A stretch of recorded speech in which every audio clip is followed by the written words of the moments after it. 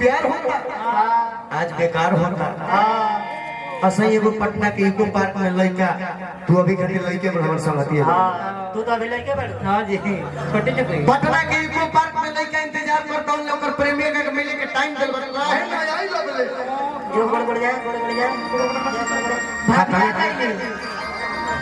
भाभी ने लगे कहां लागलू घर बनत रही ईटा ढोत रही आता ना देवी कहां हो गांडी पटिया चढ़ावत रहे भाई क्या ले बोलू हाथ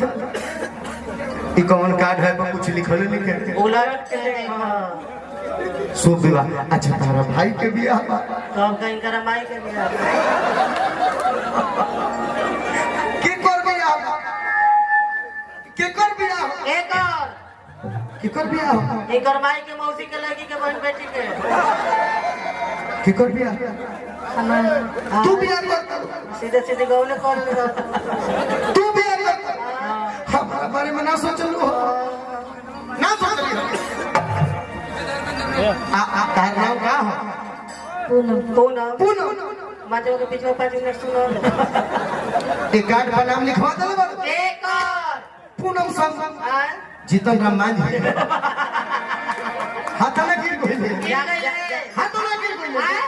तोरा खातिर का नहीं ठीक गइले का कइलो ए बाबूजी 64 में लगलो पाड़ा किन के लगलो तो पाड़ा बेच लेली वो तरवा समय समय पर खड़ा ना होत रहे तोरा खातिर का नहीं ठीक गइले का कइलो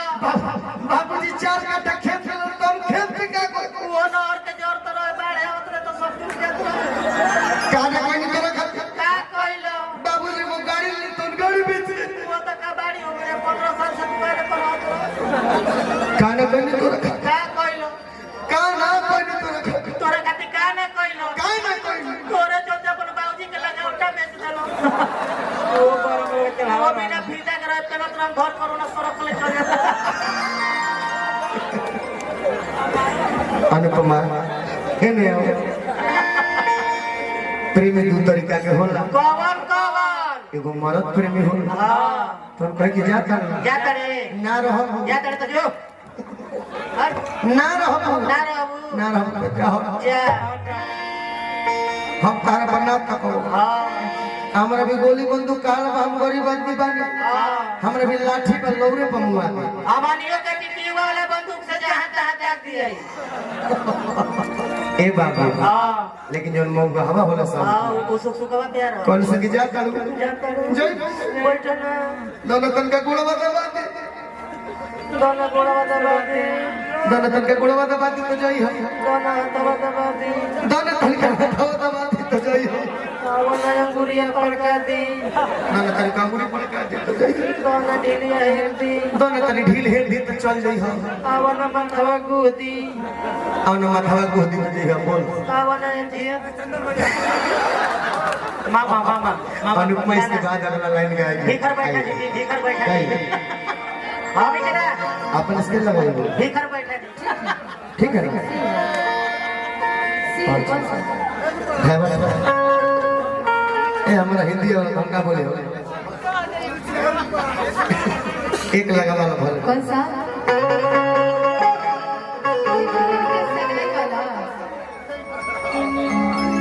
कि तेरे नाल सोड़ी जे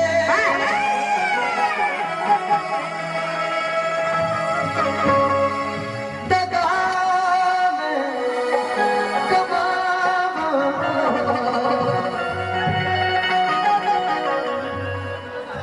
बहुत हुआ ये लड़ाई झगड़ा आप सब क्लियर करते हैं नियल कर में मर जावा एके संगे पढ़नी जा क ख ग घ अंगरे आ गईली ससुरावा बना के भीख मांगरे दुनिया में सब कुछ करिहा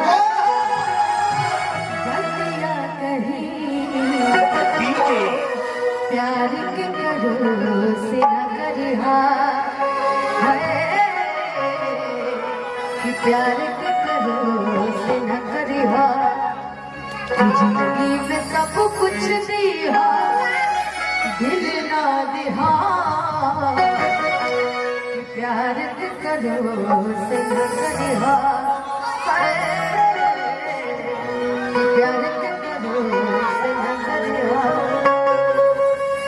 कि कट के बिल्ड से हाथ को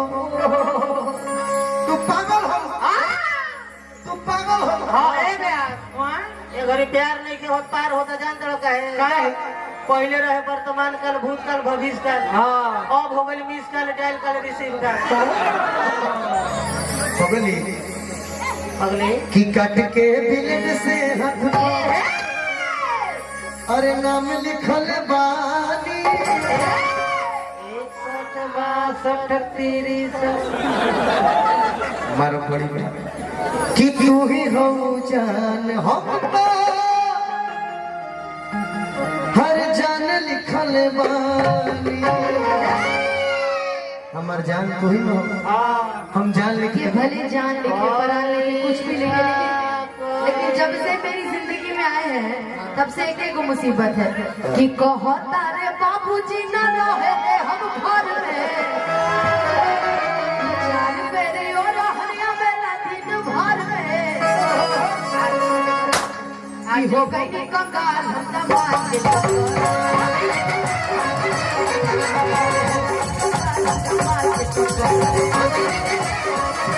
कि कहो तारे बाबूजी न रहे हम घर में अचार मेरी और हला बेला दिन भर हो गई कंगाल हम दबान के